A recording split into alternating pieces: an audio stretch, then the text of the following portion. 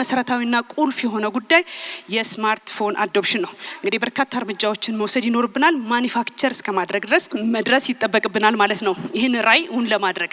ስለዚህ በእነዚህ 5 ዓመታት በቀጣይ ማለት ነው በሚወሰዱ የተለያዩ ስትራቴጂክ ኢኒሼቲቮች ስማርትፎንን ለማሳደግ አዶፕሽኑን ወደ 85% እንደርሳለን ብለን አልመናል ማለት ነው። ስለዚህ ይሄ በርካታ አካላትንም የሚያሳትፍ ይሆናል ማለት ነው። ቀደም ብዬ እንደጠቀስኩት እንግዲህ የክላውድ ኢንፍራስትራክቸራችን አሁን ላይ የደረሰበት እንዳለ ሆኖ በ2030 የታሰቡ በርካታ ጉዳዮችን ደግሞ እውን ለማድረግ እንዲያስችለን ማስፋፊያ ተጨማሪ ማድረግ ይጠበቅብናል።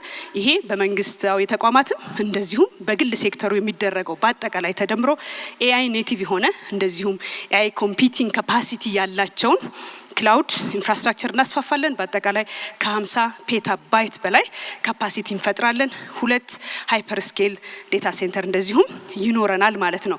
ይህ እንግዲህ ትልቅ አቅም ይፈጥርልን ይሆናል። አጠቃላይ የመንግስት አገልግሎቶች 98% የሚሆኑት ኦንላይን ይሆናሉ ብለን አልመናል ማለት ነው።